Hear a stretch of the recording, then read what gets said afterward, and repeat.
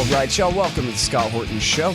I am the director of the Libertarian Institute, editorial director of antiwar.com, author of the book Fool's Errand, Time to End the War in Afghanistan, and I've recorded more than 5,000 interviews going back to 2003, all of which are available at scotthorton.org. You can also sign up for the podcast feed. The full archive is also available at youtube.com/Scott Horton Show.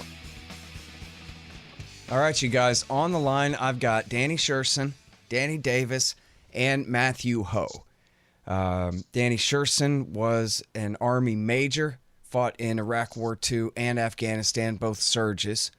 Matthew Hoh was a Marine captain. He fought in Iraq War II and then was in Afghanistan working for the State Department. And then Danny Davis actually was in Iraq War I, Iraq War II, and Afghanistan, and was a lieutenant colonel there, running the resupply mission for troops all across Afghanistan in the early part of this decade. Now, Matthew Hoh, of course, was the famous whistleblower from the summer of 2009 who tried to stop Obama from launching the Afghan surge, and did his level best at that. Danny Davis, of course, was the whistleblower at the end of the Afghan surge 3 years later, who said that Petraeus was not telling the truth about what was going on in the war at the time. And then Danny Sjursen, of course, has emerged as one of our country's greatest anti-war activists and writers, even while he was still active duty in the U.S. Army, writing a book about his time in Iraq called Ghost Riders of Baghdad, and hundreds of articles a year for the last 2 or 3 years about all things surrounding American foreign policy, especially in the Middle East here.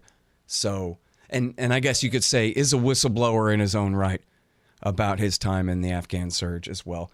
So with that, I'd like to welcome you all to the show and essentially turn the floor over to you guys to discuss the Afghanistan Papers. Essentially, the Pentagon Papers. The Washington Post got their hands on formerly classified background interviews and source materials for a report that had been compiled by the Special Inspector General for Afghanistan Reconstruction, John Sopko, and his office has really done a great job over the last few years, serving as sort of as an IG over the Afghan war and its progress and failures in so many ways here. But the new scoop by the Washington Post essentially goes to reveal the worst parts of that lessons learned investigation by the cigar office had been redacted. And they've got it all now. And it goes to show, as the Washington Post puts it, that they lied to us all along about the progress being made in the war. So with that, I don't know, should I call somebody's name first? Danny Davis, why don't you go ahead and tell us about your original initial reaction to the Post and what you learned reading the Post's investigation yesterday? Yeah, well, I was going to say that first off the bat, that instead of Afghan Papers, it should probably more accurately be called Afghan Papers 2, because there has been quite a bit of information out there flooding the airwaves and the written word for anyone who's been willing to look, all the way back to Matt's, big letter, famous letter that exploded on the scene in 2009. And the stuff I wrote, and then the stuff that Danny has flooded the market with, as you just pointed out. So this stuff has been out there for anybody willing to see. And I found it a little interesting that the Post somehow neglected to talk to any of us as though that the information hadn't been out there. But of course, it just graphically and extensively validates everything that we've all been saying for years. And of course, you got to add you to that list with your book. And on all your radio stuff. So, this is a pretty weighty group right here. But I'm just interested, especially in Matt, since he was kind of the first, to what you thought of all this, going back all the way to 2009. The same, that there's not been any paucity or scarcity of information. as well as too is that I don't think it should be called the Afghan Papers. I think it should be called, just another example how wars all made of lies, and there's been plenty of people. I mean, David Swanson wrote a book called War is a Lie. Like this, the context of it, I think is important to remember that these are the same people that brought us Vietnam. These are the same people that brought us Iraq and Libya and Syria. My initial reaction, seeing it in the Post, was kind of the same that you just said, Danny, is like, how come, what is this going to be their big Pulitzer submission? I mean, like, Right. And now that there's been no one who has done less adversarial journalism in regards to these wars than the Washington Post. But I am happy it's out there. These papers show clearly or demonstrate clearly that what many officials in the Bush or in the Obama administration, especially, were saying was untrue. That they were perjuring themselves as they were testifying in Congress. That they were lying to the media. So I think it's important because this is the smoking gun, if you will, that they knew this war was unwinnable. They knew this war wasn't worth it. They knew that the Karzai government and then the Ghani government were kleptocracies and were predatory and corrupt.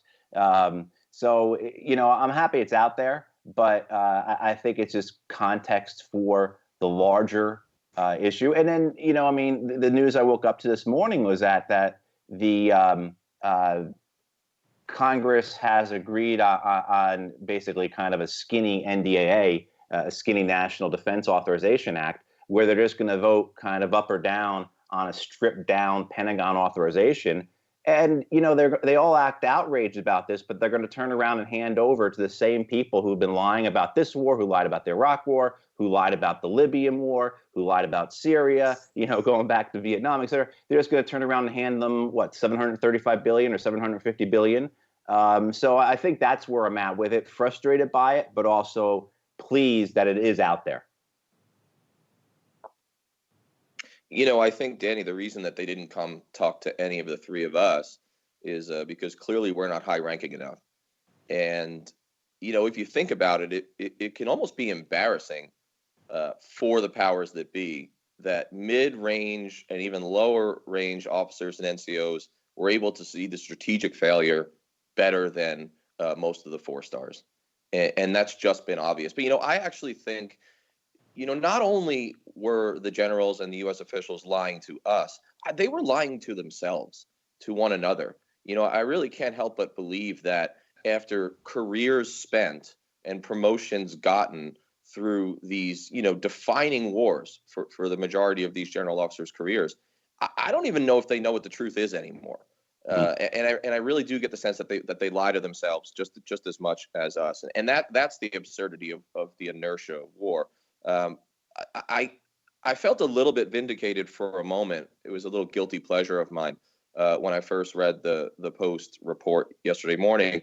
But then I realized I'm just sad, truthfully, because it's, as Basevich wrote to me in his terse fashion in an email yesterday. He wrote, I read the papers and I was 1, astonished, and 2, completely unsurprised. And I think that really, I think that, I'm known for my verbosity. He's not. We are two sides of the same coin, but I think he nailed it.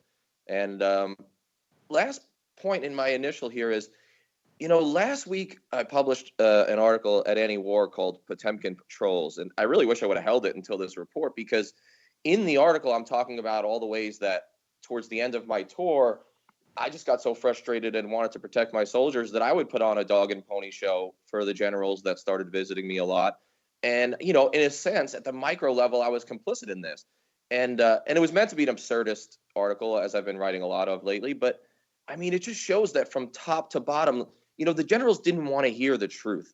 the senior colonels for 9 months when they would visit, I would tell them, this is unwinnable, this isn't working, this strategy is bad. And no one ever wanted to hear that. And my boss would just fume as I told the truth to these generals. And so by the end of it, I said, you know what, if they want a show, I'll give them a show, and I'll fill an empty village with happy Afghans when they come visit. And I'll create a fake Potemkin village patrol of sorts so they can feel like they got their knees dirty.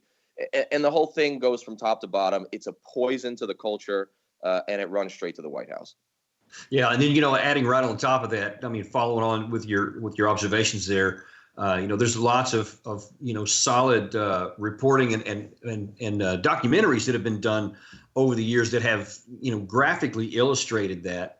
Mike Hastings was, when he was alive, he was one of the first ones that was willing to take the risks to do a lot of this stuff. But I remember in a number of congressional delegation visits, they would do some of this same stuff. And then, of course, the generals, probably after having vetted through, operations like the one you're talking about, which were safe, not security safe, but safe from people telling the right story, they would take them out there. And then these guys would go back and they would say, wow, this stuff is really working. It's doing all this stuff because they were shown precisely what the generals wanted them to believe. And so many of the congressmen, as a result, would go back and they actually honestly say what they thought was the truth, and just keep on following the fiction. But at some point, any kind of caveat that any benefit of the doubt has to evaporate when you're like going, okay, if this was like the 4th or 5th or maybe even 7th year, maybe you could say, okay, but we just need a little bit more time to turn it around. But once we got into the 10th, 12th, 13th, 18th year, that has to completely go away. And you have to say, I don't care what you're telling me. It is blatantly, unequivocally clear that the war is not being won. It can never be won. And then when you see people like, us at the lower levels, unfortunately, maybe we don't have the stick necessary to get people's attention at the higher levels, but we have the best views. So they ought to be listening to people, who were on the ground, spent years, in some cases, going through all this stuff, out there on patrol, talking with the Afghan, working with the Afghan people, seeing up front and dramatically clear why it won't work, and then articulating it. And that's, there's something that I hope, I'll just throw this last piece out there right now, is that I read also in the Post this morning that I think Senator Hawley and some others are actually talking about doing some hearings on this. I hope that's not just, something they say right now that doesn't materialize. And if it does, I hope it results in something. But at least I want to make sure that it gets out there and doesn't just die because it gets buried under impeachment hearings. Well, that's another thing, tying this into the impeachment hearings is what it should do, these papers, the context of it. And, with regards to the inquiries, I think it's important to note that the British Parliament has done too. The British Parliament has done official inquiries into the Iraq War and into the Libyan War. And both times they found, the British Parliament found that its investigation of those wars, systemic and intentional lying by the United States, by the UK, by other NATO members to allow those wars to occur. Again, nothing that's surprising to anyone listening to this or to any of us, but it's important for, as we try to change things or try to reform things or try to make things better or maybe just end one of these wars. But we've had no investigations. I did see, Senator Gillibrand and Senator Blumenthal were calling for investigations and hearings. But I believe it was Blumenthal who said we need to get Secretary Esper in here and have him talk about this. I mean, so they just keep it's just the same cyclical motion. And I think everybody who's listening, who's familiar with the film Casablanca, is remembering the police chief coming into the casino saying, "I'm shocked there's gambling going on," and then, "Oh, here are your winnings, sir." So it's the same type of thing. The fake outrage, the dereliction of responsibility, the lack of any kind of due diligence or adherence to the oath of any offices. I think I'd like to hear your guys' thoughts on this, as well as what you're hearing from colleagues who are still on active duty. If things like this change, their minds or their perceptions anymore. Well, I got a whole bunch of texts yesterday from my buddies who are on active duty, many of whom are, coming up on lieutenant colonel. And so that's kind of where they're at, my peers and even guys who worked for me. No one was really surprised. I mean, a lot of people were upset. Some people were like, I told you so. But I think what struck me about it was just, to some extent, the apathy, or actually resignation is a better word, in our field grade ranks, because that's who I was mostly talking to. These guys didn't believe that there was anything nearing victory in their future. It got to the point, talking to my buddies, guys I taught with, et cetera, where they would say, look, I'm in Afghanistan, because some of them are right now. And it's like, I'm just here to do a job. I don't expect victory. I don't even really know what we're doing. It's get in, do your 9 months, get out, be a professional. And that's like really dangerous. But you know what else I think is really dangerous is that American officials accepted the lying from the generals, and the American people accepted it so blindly. And I think it comes down to those polls that for decades now have shown us that the only public institution the American people still have faith in is the military. That's it. Of course, not the press, not the courts, not the Congress, and rightfully so. But it's really dangerous when we put military officers, especially generals with all their fruit salad, when we put them on a pedestal to such an extent that everything that they say becomes gospel, when the reality is they don't necessarily know much more than you, Joe Smith, right? John Q. Public. And they've proven it time and again. I mean, Kennedy, after Bay of Pigs, and then again after Cuban Missile Crisis, said that his lesson was never again to, take what the generals say at face value. Because, of course, their advice would have led to nuclear war, potentially in both instances. And I think we have to get back to that scrutiny of even top military commanders. That doesn't mean, throwing stuff at soldiers or hating the military. It means we need to bring back a healthy skepticism, because where we're at now is this hyper adulation of anything that looks remotely military. And I think part of the result is that we're not really taking a critical eye at what they're telling us, even when it's so clear after 18 years that every time they said, oh, we turned a corner, we didn't. We turned 3 corners and got right back where we started. Yeah, sure. But, and that's just to underscore that.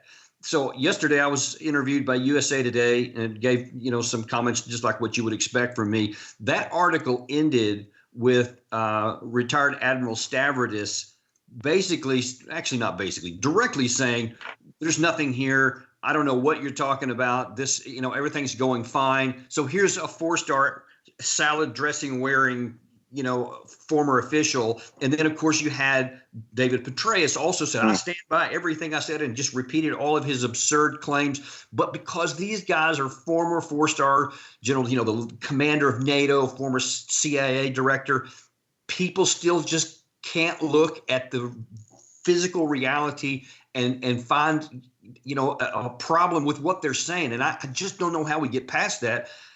I just don't know how.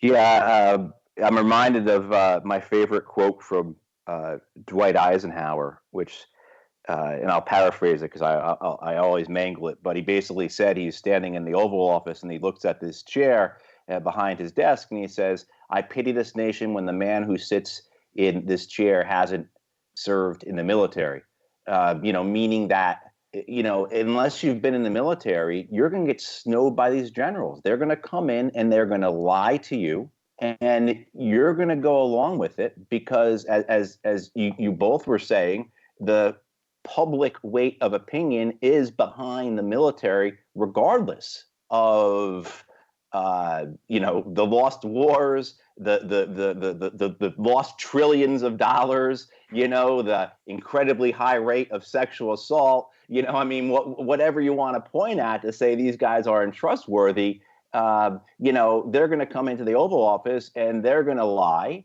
And if, as Eisenhower said, if someone doesn't have the wherewithal and the background to understand that and to recognize it and to stand up to it, they're going to get rolled over. So yeah, I mean, it is. You get to this point where you get, you get dismayed, I guess, at what's going to happen. I mean, and if Scott wants to chime in as well too, because maybe his perspective, he's been doing this for so long. There is value. I mean, none of us, I think, won't want to be saying, "Hey, I told you so." But there is value in attempting to say, "Hey, look, these guys continue to lie, and there needs to be something done about it." I know just from whenever I watch any congressional hearings in the House Armed Services Committee or Senate Armed Services Committee, every senator and every Congress member, it's like watching a gallery of bobblehead dolls. All they do is nod in agreement with whatever the general or the admiral says. And that's, I think, how you get to this point where, I mean, because I think the point with the papers too, one of the things, I've spoken to a few people about with the papers is that this, that the Post released, this just wasn't a handful of guys. This wasn't like 5 or 10 or 15 men and women. This is between 350 and 400 different people who the Post, as they went through this process over years of looking at these papers, delineated, that these people were lying. And I get frustrated too with the Post and other media because they can't even bring themselves to use the word lying. They say the Post title, I think, was "Failure to Tell the Truth," or they'll say things like, didn't. I mean, like they can't even bring themselves to use the actual word because I think they're so afraid, to Danny S.'s point, of going against this military that has, not just been put up on a pedestal, but deified, So yeah, it's one of the biggest assailants, if that's not too strong of a word that you can use, is that the reason why most of those members of Congress have been unwilling to do anything. And Matt, you touched on part of this, that they don't have the personal experience to really know whether the general's telling them the truth or not. Then you have people like Lindsey Graham, H.R. McMaster in this current administration were both, the ringleaders on this. They were telling anyone who would listen, but most assuredly President Trump, both in front of the cameras and behind the scenes, that if you pull people out of Afghanistan prematurely, as the phrase was commonly used, then you're going to get a new 9/11. Then that's it. It's going to be on your watch. And so it scares everybody. It scares the members of Congress. They don't want to vote for that and then have something happen. And then they'll go, it was your fault. And then they'll, quote, lose their election, which is their primary concern. But it's such a spacious argument. And it's not based on any kind of practical reality. Anybody who knows what actually did happen on 9/11, where the threat actually came from, Afghanistan was incidental to the process. It wasn't fundamental. But people like Petraeus have just for years said, we'll have a new 9/11 if we don't get out of here. And then you have Lindsey Graham. And so it terrifies all these people, and they're all paralyzed into inaction. And that's another one. I'm all ears if you guys have any ideas. I don't know how to overcome that. Well, what's interesting about what you said is, I don't know if you guys remember the Ron Suskind book, The 1% Doctrine. But oh yeah, what you're describing from Petraeus is almost like an inversion of that, where from a political calculus, if there's even a 1% chance that a 9/11 type event might happen under your watch, it behooves you to maintain U.S. forces not only in Afghanistan but across the region, so that if it does happen, no one can say, "Oh, it happened because." Misunderstanding causation and correlation, of course, but it happened because you pulled out of Afghanistan or because you reduced troops in Syria. So it becomes inertia again for the war. And I just want to say one thing about Petraeus. Sometimes I think it's good to have a little bit of levity when we talk about this, and also to humanize people. But I saw Petraeus a week ago today in LaGuardia Airport. And there was a long line because it was after Thanksgiving. There's a long line waiting for stalls in the bathroom, and Petraeus comes in and he gets in line. And well, anyway, I recognized him. No one else seemed to, which was interesting. But I recognized him, and I said hello. I said hello, General. I said, of course you don't remember, but we met briefly in 2007 because I had given like a little brief at my combat outpost to him. And so he shakes my hand and he's very cordial. And then he looks down at my shirt, and I didn't realize it. I really didn't, but I was wearing an Iraq Veterans Against the War shirt. And if you could have seen the speed with which he put his head down and exited the bathroom, even though he'd been in line, and just politely said goodbye. I mean, it was great. And so what gets me is so that's the human side of all these people, right? They're just like us at root, but they're not treated just like us because, Danny, you've probably got the best chance of the three of us. But I mean, if any of the three of us wanted, maximum space on order in the New York Times editorial section, we would have to fight for our lives to get that once or twice a year. But Petraeus will have that space, it seems, for as long as he lives. No matter how many times he's been wrong, if he wants 1,000 words in the Washington Post, he's going to get it. And how do you fight against that? And I hate to be left in the same sort of place of just hopelessness, but I think Danny has mentioned it a few times. I don't know what we do about that. It doesn't matter how many times they've been wrong. They always have this public space and power that we can only dream of. Hey, man, you guys are going to love No Dev, No Ops, No IT by Hussein Badakhshani. It's a fun and interesting read all about how to run your high-tech company like a good libertarian should. Forget all the junk. Read No Dev, No Ops, No IT by Hussein Badakhshani. Find it in the margin at scotthorton.org. Hey, y'all, here's the thing.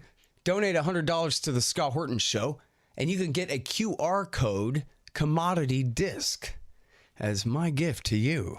It's a 1-ounce silver disc with a QR code on the back. You take a picture of it with your phone, and it gives you the instant spot price and lets you know what that ounce of silver is worth on the market in Federal Reserve notes in real time. It's the future of currency in the past, too. CommodityDiscs.com, or just go to scotthorton.org/donate. Hey guys, Scott Horton here for ExpandDesigns.com. Harley Abbott and his crew do an outstanding job designing, building, and maintaining my sites, and they'll do great work for you. You need a new website? Go to ExpandDesigns.com/Scott and save $500. And you know what? I want to point out here real quick, as long as we're talking about Petraeus, it's really important that he is lying in response to this scoop by the Post here.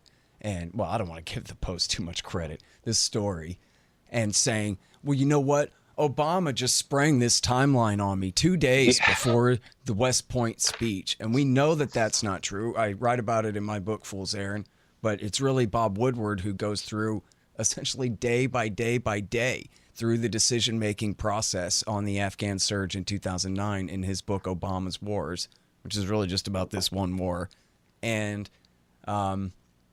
it's also Jonathan Alter in his book, The Promise, has, quote, I don't know if he was in the room or he had a recording or what, but he has quote by quote by quote by quote the entire discussion, and it includes Petraeus and Gates both saying, absolutely, yes, sir. I promise that July 2011, we will have them at the table with a bloody nose, agreeing to our terms by then, and we'll be able to draw down then. And Obama says, and you're not going to change your mind and try to say blah, blah, blah later. And Petraeus says, no, sir, ditto, Roger, and every other thing he's supposed to say right there. And then he wants to pretend now that, gee, him and Gates, they had never said anything about they could accomplish what they said they could accomplish in 18 months. It must have been Barack Obama himself who made up that artificial deadline and imposed it on them. And he's just as much a liar as he is a loser of 2 wars. Yeah, but then I'll go one step further with that. Even if you want to give him the benefit of the doubt, which the facts don't allow, but then I'm saying, look, you're a 4-star general. You're supposed to be the subject matter expert on this. You should have told the president, no, sir, this won't work. Whether you want it to politically or not, it's not going to, and here's the reason why. But instead, he said, yes, sir. So you put your name, your reputation, your credibility on the line there, and you're claiming it wasn't valid. Well, then you have no integrity. I mean, he just exposed himself. But what he is an expert in media opportunities, in selling things, and being a showman. I remember, so when I was in Iraq in 04, 05, I remember I was astonished because I'd never heard generals speak before. But whenever I go to like some type of commanders conference and Petraeus would show up, the other generals who were there would just be bad mouthing the guy. And they would say things like, make sure there's an extra row of chairs because Petraeus is coming and he's going to have all those journalists with him, or make sure he lands at the large LZ because he's going to have the extra helicopters full of journalists. But so his contemporaries and his peers, and this is when he was in charge of the training command, that famously lost in Iraq, and when he was in charge of the training command, what was called Minsticky, he lost hundreds of thousands of weapons. Yeah. And literally, I remember they called, when I was a kid, they called Ronald Reagan the Teflon president because nothing ever stepped to him, right? I mean, he is literally the Teflon general, but he also knows what he's doing. And I don't think it's a mistake for us to be talking so much about Petraeus, because I think without Petraeus, you don't have the continuation of these wars. I think the wars needed Petraeus, and of course, Petraeus needed the war. But if you go and you look at like what Petraeus writes in his PhD dissertation about the Vietnam War when he was at Princeton, he writes about this relationship between the military and the media, and how the military has to have a positive relationship with the media. And they did that. They, that the military started doing that as soon as, soon after September 11th. They started doing it. They did it, with embedding journalists and sending them to like journalist boot camp before the Iraq War. I mean, they did all these things, and Petraeus was the best at it. And I think Jim Mattis also is another person who is responsible so much for these wars. And he was really good at manufacturing an image, as this warrior monk.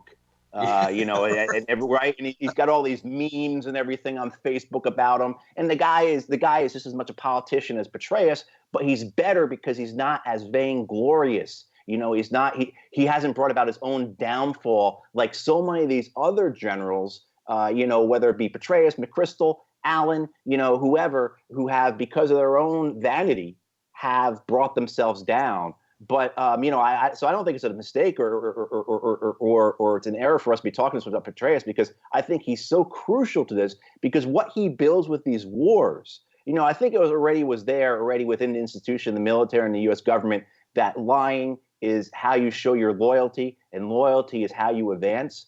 But I think Petraeus really takes that and makes it into the machine that drives these wars, and that connects it to the media, allowing that synergy. Because to what Danny S. said about us not getting in the papers, so in 2009, the Washington Post runs this like 3,000 word front page above the fold profile on me, and in the last 10 years, no one from the Post has ever contacted me about anything. And the same with the New York Times. So it's crazy how, we're not making this stuff up, that there is this relationship between the media and the military and the Pentagon that actively works to support one another in terms of what they want and what they need.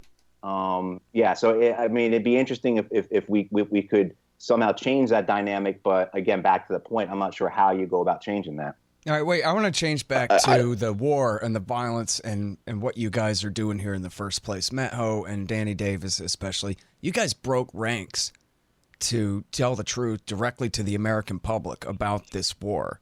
There must have been a real good reason for that. Matt, can you go first, please, and talk about, you don't have to tell stories about, individual people that got killed or something like that necessarily, but just what was it that made you decide, man, I have to do something different here? Well, the Danny S.'s point about, when you're over there, you're doing a job.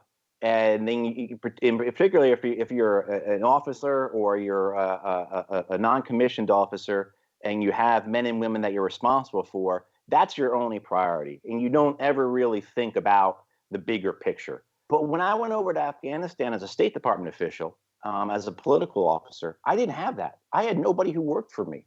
I mean, even the translators I utilized on the provincial reconstruction team I was on, they belong to the military commander. So I mean, I had other civilians that technically reported to me and that belonged to me, but it wasn't like I was a company commander again and had, if something happened, I would be the one who had to go and explain to the wife and to the mom why their husband and son was dead. But what happens by the time I'm a few months into my time in Afghanistan in 2009, and after being in Iraq twice, and then as well too, I was involved with the wars in Washington, D.C., both at the Pentagon and at the State Department. I was always heavily involved. I was involved with, really, it starts off for me with the Iraq invasion, where I'm working for the Secretary of the Navy, and I'm responsible to contact all the casualty officers for all the Marines killed in Iraq in 2003, and I ended up becoming heavily involved with a lot of those families. And so it always was personal for me.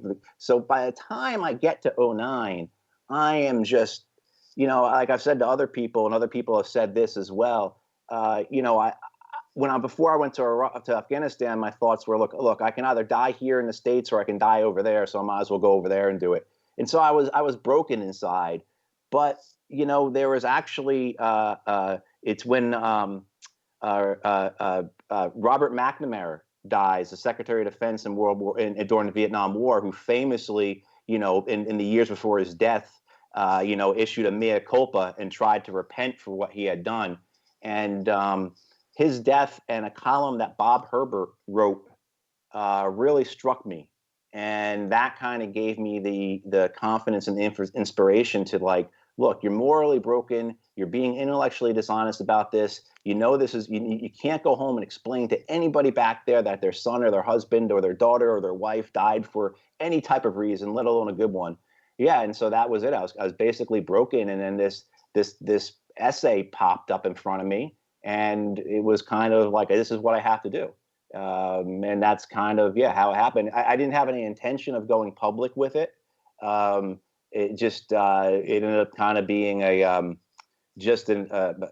something that I ended up sitting at a bar next to a Washington Post editor a few months later and telling him my story because we were drunk.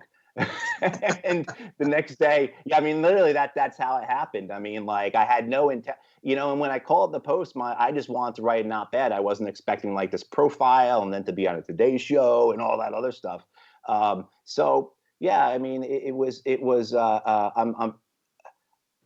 It was but to get back to your point, Scott, why I did it was because I was broken and I could no longer go along with it. And this was the last thing I was going to do, write this resignation letter and leave. And then, fate, I guess, had other plans. Danny Davis, your story was almost exactly the same, wasn't it? It was very similar. Because when I first got to Afghanistan, I had been writing previous to that some reports and other things in the late summer of 2009, that we should not surge in Afghanistan. And I laid out a lot of the reasons why we shouldn't. I gave some alternative suggestions and said, but if we do go big, is the phrase I used, these are the likely consequences, which nearly all of them came to pass.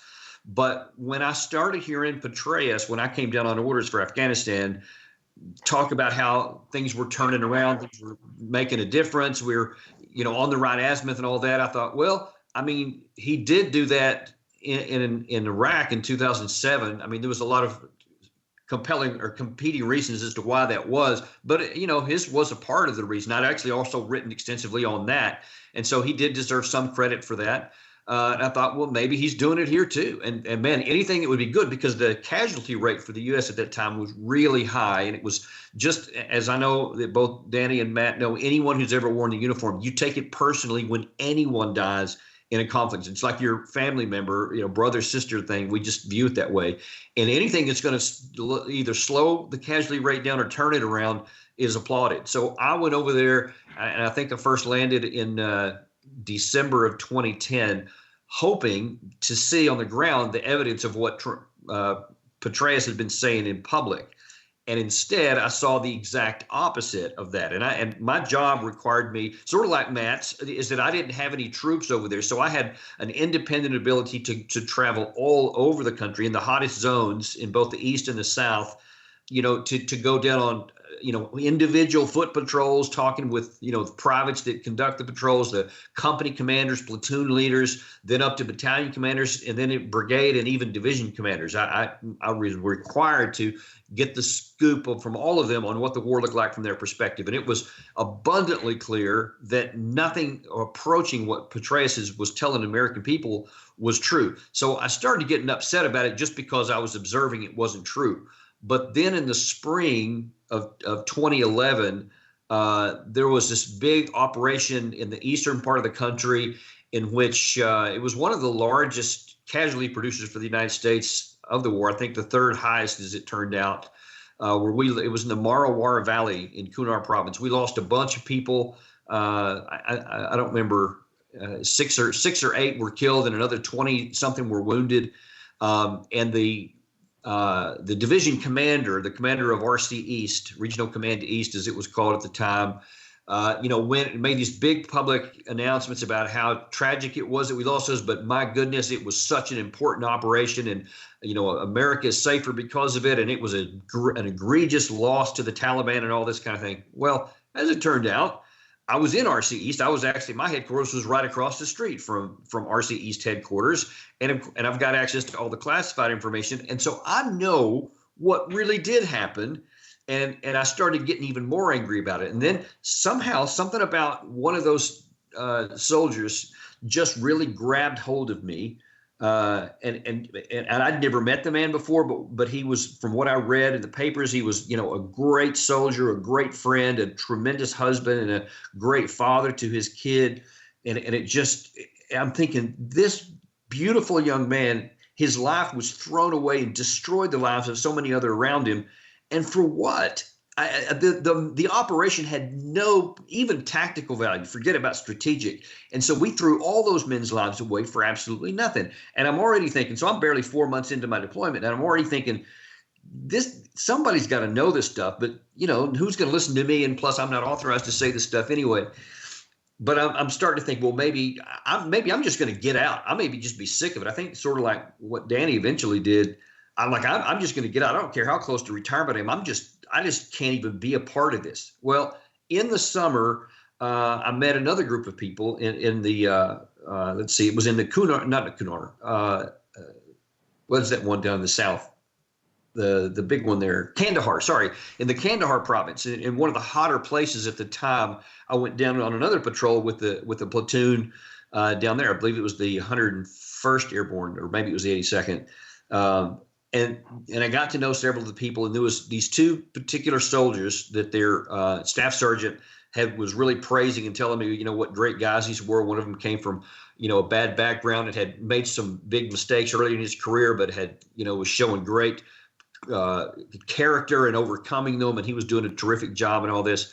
And about 3 weeks later, I see a headline in the Stars and Stripes at my headquarters in Bagram that the headline was like in 2-inch letters, "They're all dead." And I read in there that one of the MRAP vehicles in that area had struck a mine, and all 5 men were killed inside. 2 of whom were the 2 men that I had met. And now that it's really personal, really personal. And again, those men died for absolutely nothing. And I knew that the operation they were doing down there was basically just driving down the road, hoping you don't get blown up. And well, they finally did. That's not helping America. And at that point, something snapped inside of me. And I said, I have a moral obligation to do something.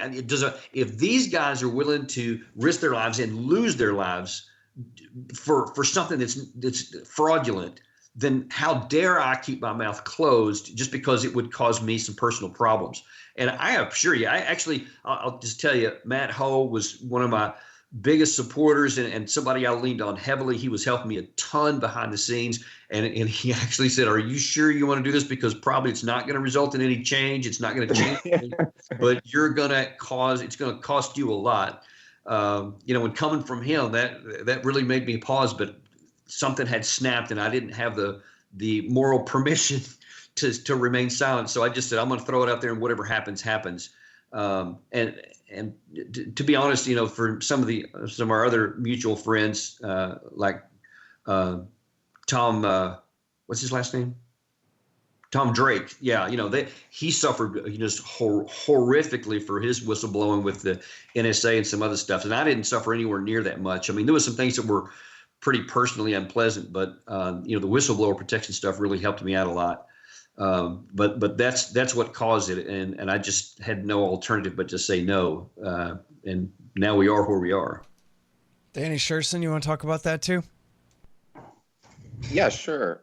My courage / if you want to even call it whistleblowing was a little bit more slow boiling, and that bothers me. I mean, I've got a lot of regrets about the moments when I should have probably done a little more, because I was against the Iraq War by early 2007. I mean, I was only a few months in, and I'd made I read probably 50 books like a lunatic. I was in like a manic phase and just seeing what I was seeing on the ground every day and burying a lot of kids at that time. And like, I was already against it. Right. And so I was against the Afghan war before I even got there.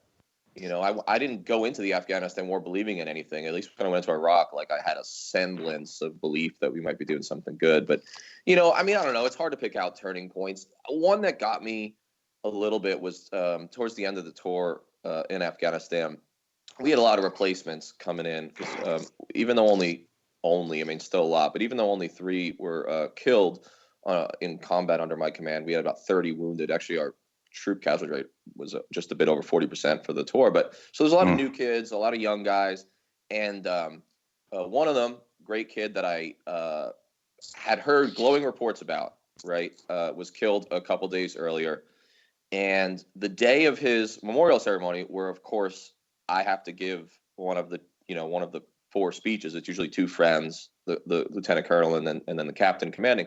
I was in the middle of this like rant. I was typing like furiously, like in a manic zone, this long letter to my SCO, to my squadron commander, who was a sociopath, and try to explain to him why his next air assault into an empty village full of mines was not only a bad idea, but actually against counterinsurgency, population-centric doctrine. So I know he's not going to listen to it, but I'm literally insane at this point. Okay, this is like I was not healthy mentally, which I didn't really figure out until I got back and stopped white knuckling it. Well, my lieutenant, the platoon leader of this kid who was killed, and he really was a kid, comes in and he's like, "Sir, you've got to give a speech in like 30 minutes. What are you doing?"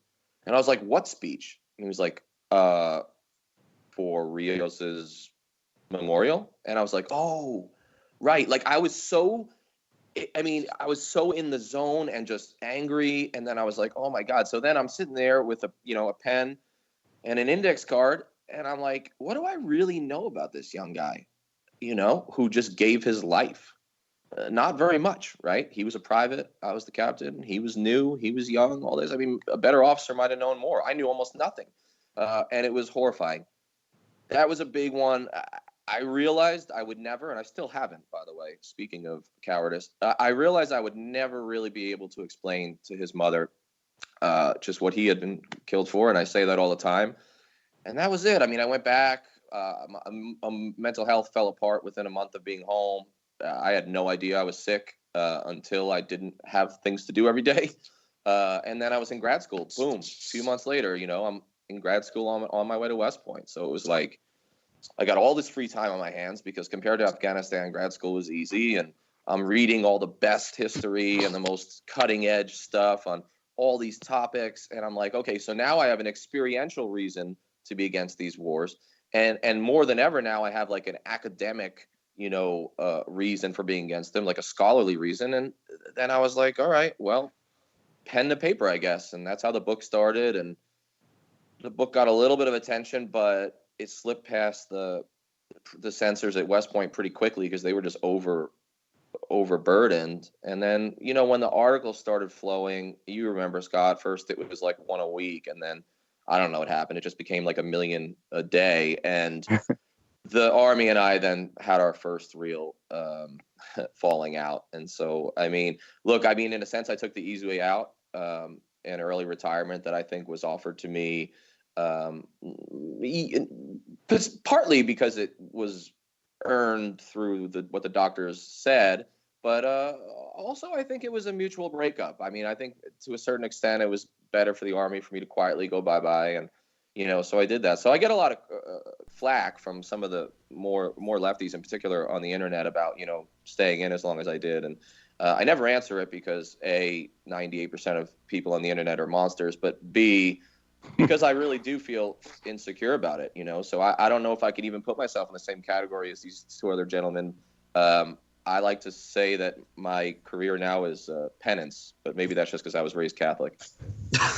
Yeah, well, it's definitely not earned, dude, because you have nothing to be embarrassed or ashamed about, and screw anybody who says anything to the contrary, because of they have no clue what you've suffered, and countless thousands, tens of thousands of others have in silence, and almost all of that is due to these absurd, pointless, unnecessary, counterproductive wars that we just can't get out of. And that, I think, is the driving motivation for all of us as to why we have to keep fighting this fight. All right, now, so you guys, I forgot who it was earlier that mentioned the safe haven myth and the political, cowardice. That anything that happens after we leave is going to be blamed on us if we leave and this kind of thing. But another major facet of this, too, is that we're helping these people. And it sucks that your guys got killed, Danny, but that was their job, was to fight and die, to do the right thing. And we're over there trying to help these people and save them from these backwards Taliban who want to institute this horrible authoritarian government over them all. And that, ultimately, look at all the people that you were helping. And wouldn't it be horrible, never mind the safe haven for terrorists to attack us, wouldn't it be horrible if the Taliban took back over that country? And what about, maybe it's not a sunk cost fallacy. Maybe it does really matter how many guys gave their lives who would be really disappointed to find out that America ended up giving up and not fulfilling the mission, completing it, something. It's a devil's advocate position, but there's got to be something to that. Who wants to answer that? Well, one of the things that I definitely want that one. Yeah, one, just to make a point about regrets. Danny S. I mean, that Danny S. was talking about. Yeah, I can go back through all the times where I knew I didn't believe in what we were doing, and I kept doing it. I was on when I came back for my first time in Iraq in May of 2005. I then went to work on the Iraq desk at the State Department. And one of my jobs was to do this thing called the weekly status report. And it was a collection, it was about 40 or 50 PowerPoint slides, because the government loves PowerPoint. And it went to the White House, it went to the desk of the president, the vice president, the secretary of state, and it went to the media, and went to members of Congress. And it was a collection of lies. It was just, every week I had to call people and find different good news stories about what was happening in Iraq. And this is summer, fall, winter of 2005, winter of 2006. And so I actively took part in the lying, and you did it because I think, like, to Danny S.'s point, we were all sick. And I think you don't realize that you're sick and you're having these problems, that you're morally broken, but also your mental health is completely shattered. Until you actually leave the service, or until you get a place, as Danny said, where you don't have anything to do all day long. And I think that's why, the whole other aspect of it is why you see such high rates of veteran suicide. But, with these myths, though, absolutely, Scott, I'll just, make it quick. The one I'm concerned about right now in relation to these papers is that, you don't see in these papers that the Post released a lot of Trump era officials. It's mainly Bush and Obama people. And that's what I'm expecting to hear from the Trump administration, is that, well, you know what? Bush didn't pay attention to it, and Obama was too weak. Obama didn't let us really fight over there. But Trump came in and he dropped the hammer and he's fighting and killing them. And that's the difference. And that's why the Taliban are at the peace table, et cetera, et cetera, et cetera. And so that's the myth that I expect to be seeing, is that Trump did things differently than Obama and Bush, and that's why he's winning in Afghanistan now. And these papers are proof of that, how Trump is a better commander-in-chief than the other two. It's just more of the same, really. Yeah, and what I would pile on top of that is that line of thinking that you discussed, Scott, just has a ring of plausibility that to somebody over here. It seems like, well, yeah, I mean, that you don't want to have their sacrifice of all the people who've already died to be in vain. And yeah, and we're helping those people and all this kind of stuff. You have to understand, number one, that in terms of what's actually going on the ground, as Matt just alluded to with these PowerPoint slides and was graphically demonstrated in the Afghan papers, is that most of these things are just made up, i.e., you're not really helping anyone, not anything that's going to last. And that's one of the other big aspects that John Sopko's cigar reports routinely show, is that the things that we're doing aren't sustainable. I mean, nothing that can survive our withdrawal, and we've made it systematically that way.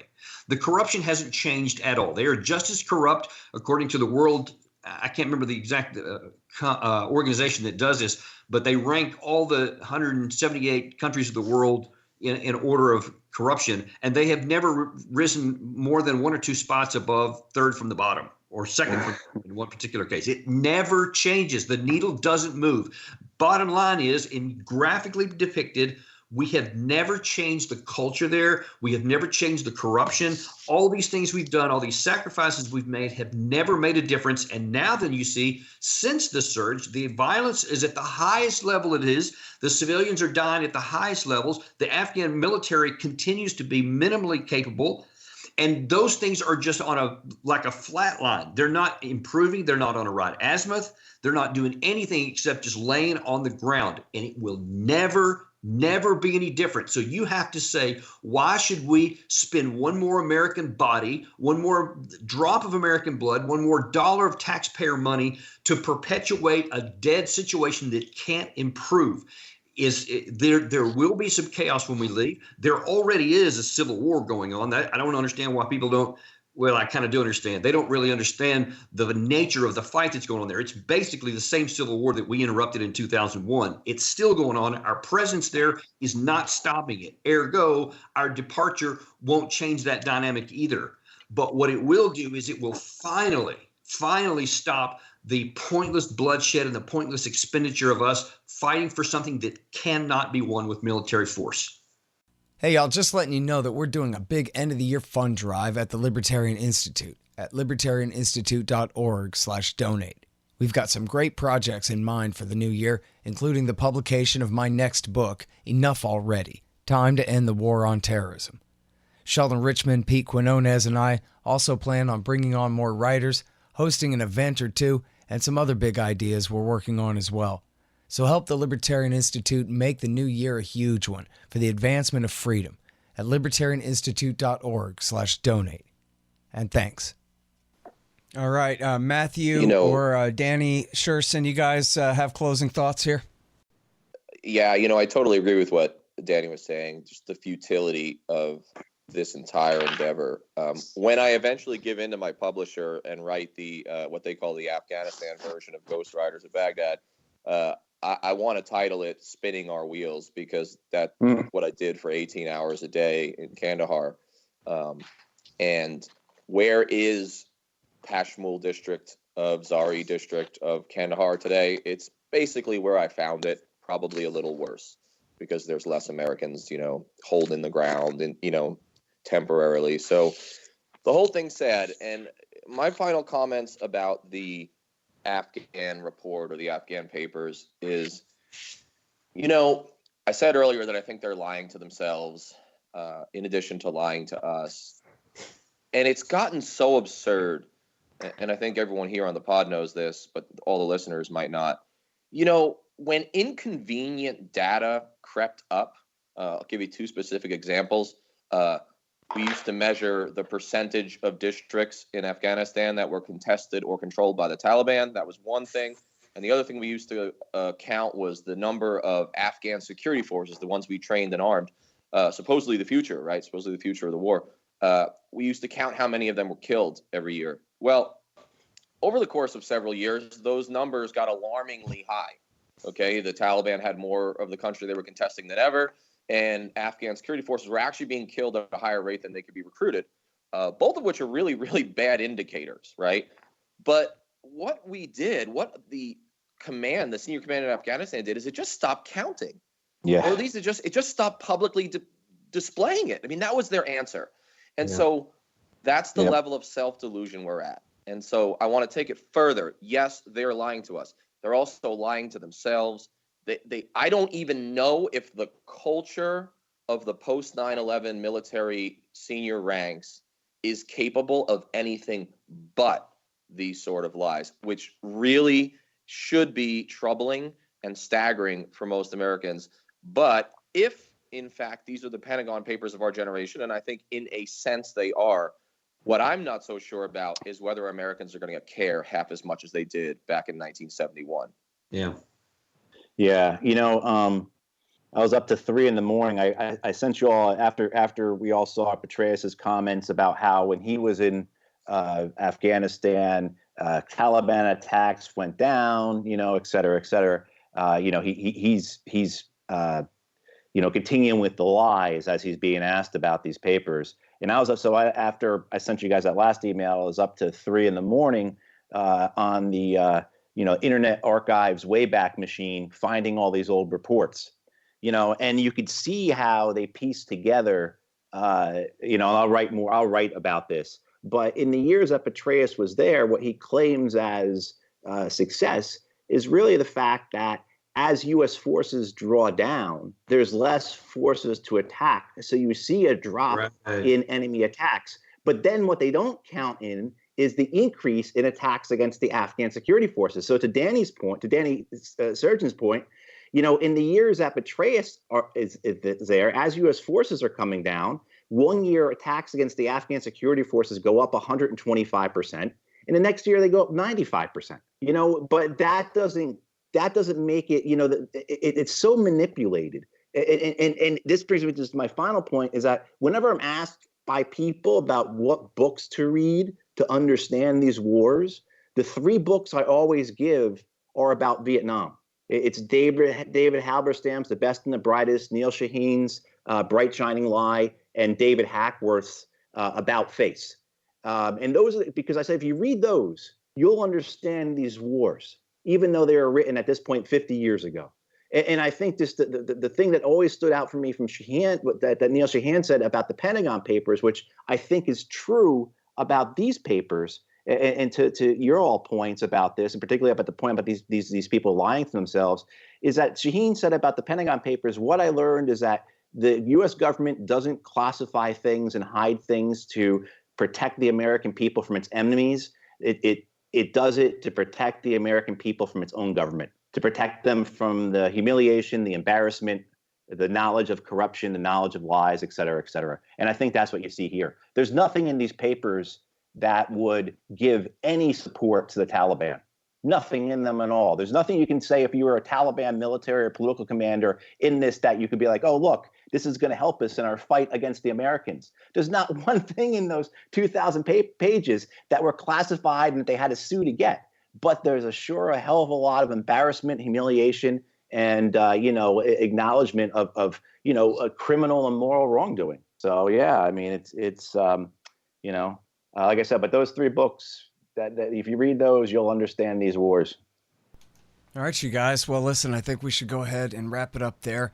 I really appreciate you coming on the show to talk about this stuff. I know the people need to hear it, and you guys know that. That's why you continue on, doing your anti-war work that you do. And so let me say real quick, Danny Sjursen, formerly Major Sjursen, writes for antiwar.com. For Truth Dig, wrote Ghost Riders of Baghdad. Lieutenant Colonel Daniel L. Davis, he writes kind of all over the place, but he's at Defense Priorities is his headquarters there. You can find him in the Hill, and anything he writes we link to from antiwar.com, that's for sure. And Matthew Hoh, I always forget the name of the think tank you work at, my friend. Center for International Policy. There you go, CIP there. And where can people find your articles most often? I know you have a brand new one that was at Counterpunch that we reprinted at antiwar.com yesterday. I primarily publish at Counterpunch because, just to get back to the point earlier, I just don't want to deal with the hassle of submitting these things to places and then getting fact checked out the wazoo.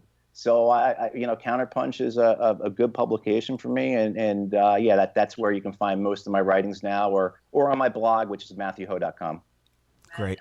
All right. Well, thank you all three again for coming on the show. I really appreciate it. My pleasure. Thanks. Thank you, Scott. Glad to do it. All right, y'all. Thanks. Find me at libertarianinstitute.org, at scotthorton.org, antiwar.com, and reddit.com/Scott Horton Show. Oh, yeah, and read my book, Fool's Errand, Timed and the War in Afghanistan, at foolserrand.us.